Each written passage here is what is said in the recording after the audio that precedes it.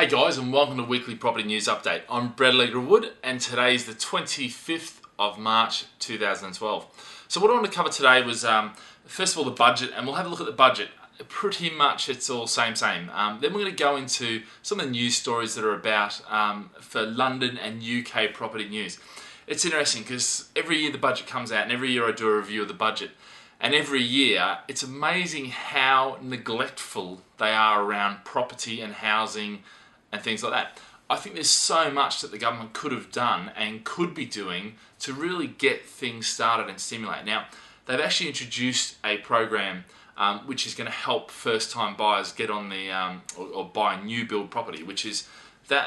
That I've been saying that for a long time. That's something that all governments should do in a recession to get things started.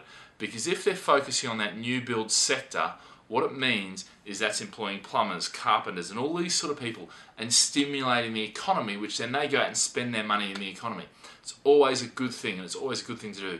But what they really did was they've neglected it for years. Disgusting. But unfortunately, that's politics and that's politicians. And they've got their own view about things. But interestingly, I've been saying this for years, and finally they've done something, which is great. Look, the budget this year really is, there's a saying in Thailand, same but different. And that's pretty much what this budget is about. It's same but different. There's no real spending increases. There's no real spending cuts. There's a few taking from here and giving from here. But pretty much the budget says exactly the same thing as it did last year, okay? Which is that they're trying to get rid of that deficit. They're trying to get rid of the spending. And certainly what's happened the last couple of years is that they haven't changed too many things. The money they've been spending, they're still spending, okay? But now the real cuts start, okay? And that, the idea was the economy would be back on a good footing, the cuts would start, and then therefore they could actually successfully get rid of the deficit. They're still on track to, and they're still attempting to. And really, it's a credit to them, okay, that they have stuck with their plan, and things are starting to look better. Look, the actual stuff that's in the budget this year, if you're buying property over £2 million, there's a 7% stamp duty. So that's from 5% to 7%. People buying that sort of stuff, it's not really going to make too much of a difference. It'll generate a bit of money for the government. I don't think it's going to affect that 2 million plus market, because really it's not a huge amount of money for that sort of marketplace, okay? The other one there is basically if you're buying from an overseas company, which has always been seen as this sort of shady area, this tax dodge, stamp duty 15%. So that will affect that, and that will stop a lot of people buying in offshore companies, okay? Because what they're doing is trying to avoid UK tax, all right? So they're the sort of the two main things that I would say in the budget that are going to affect you as an investor. Now, obviously, if you're living in the UK, there's all sorts of things like the 50% tax rate has dropped to 45%. There's things like the personal allowance has been increased. There's things like if you're earning a certain amount less, you don't pay any tax, and all these sort of little things and changes. But really, for the most part, for you and I, it's going to be the same old. Okay, not much will change in this budget. You could almost be forgiven for ignoring it, all right? Interestingly, look, the Office of Budget Responsibility, what they're saying is growth will be slow, and they're saying 0.7%, I think it is, for this year. And then up in 2015, 2016, we're looking at about 3%. So what that's going to say for interest rates in the UK is we've probably got until 2015, 2016 before we're going to see any great jumps in interest rates, all right? So that's good news if you're holding property right now. It's probably bad news for the actual increase that you might be trying to get. So in the news this week, what we've been seeing is a couple of things. Lots of people coming out. So the OECD coming out saying that that UK will avoid a recession, or a double dip recession. Which, look, I've been saying that all along. I don't think that we're going to double dip. And the reason I say that is because I don't think Europe is going to fall over. Okay, I think that the policymakers and the politicians there will do everything they have to keep Euro going.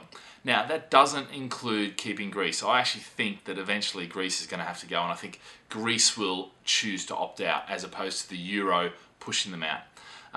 It just doesn't make sense them staying in. And I've mentioned this in previous weeks. Get them out, get that sorted, get Euro back on track. But anyway, that's a whole new issue. the fact is that I don't think that's going to happen, and I think analysts and everyone has priced in the fact that if there is a default, so they're already aware of this. And what you find with the markets is, if they get surprised, that's when you see massive swings like this. But if something like this, which has been it's almost like ripping a band-aid off really slowly, it's been a slow and painful sort of thing, that's what's been happening with Euro. Rather than just getting in there, solving it once and for all, it's been this slow thing. And part of that is because there's so many chiefs, there's lots of Indians, but there's so many chiefs trying to decide what to do, all having their stakeholders, and all having their takes on it. But anyway, back to the UK. From the UK's perspective, avoid a recession. You've got the Monetary Policy Committee saying, yep, no, we'll avoid a recession. Everything is pointing that way. Some of the figures that have been coming out have been positive. So everything that we're looking at right now says that, number one, avoid a recession, a double-dip recession. Number two is that it will be slow growth, okay? We're not going to be shooting out of this like this. It's going to be a slow, gradual out. And what that means for London, you're going to see that moving a lot quicker. Outside of London, a lot slower. Things are probably outside of London going to get a little worse before they get better, because what you've got to realise is the government, with the budget that we talked about, those real cuts are going to start happening this year. And because they're starting this year, for the next 3 years, okay, that's going to start having an effect outside of London. I don't really think that it's going to be inside London. So if you're investing in London, if you're going into London, fantastic. If you're investing outside London, you just got to have a longer term view. Now, obviously, if you're investing outside London, you're getting a better yield, all right? So it's not that you shouldn't be investing outside London. Obviously, for the international overseas investors, I say stick with London, okay? If you're a UK investor, by all means, invest outside London. There's no problems investing there. It's just you've got to have a longer timeline. Because certainly, if you can't afford to be in London, or you can't afford to buy into London, then don't bother buying in there. Move outside, find something with a good yield, find something that's around the city centres, because that's where you're really going to make your money. All right. So guys, just to finish off, I thought I'm going to bring Amani in, my daughter, to finish this, because this is an interesting thing, and it's a topic that's passionate to my heart. Amani, can you smile for the camera and say hi? Say hi. Hi. So guys, for this section of property news, I've actually got Amani, my daughter. She's having a ball. And the reason I bought her, and the reason I've got her in here, is because, interestingly, over the news this week, has been the fact that, look, if you're a baby born today, even though she's 15 months, what you're looking at is you're going to be living until you're going to be working until you're 80 before retirement age. So what they're saying is, if you're born today, don't expect to retire until you're 80 years old. Now, for me, that's absolute rubbish. I don't think anyone, not even born today, I don't think even people my age are going to have to work probably well past their 80s unless you're doing something about it. And for the most part, they're not doing what they need to do about it. So guys, I'll leave that with you there. That's an interesting thought to think about, but it's something that you really need to take action about if you're not now. What do they say about not working with kids or animals? But anyway, from Amani and Brett, have a great week. See you later.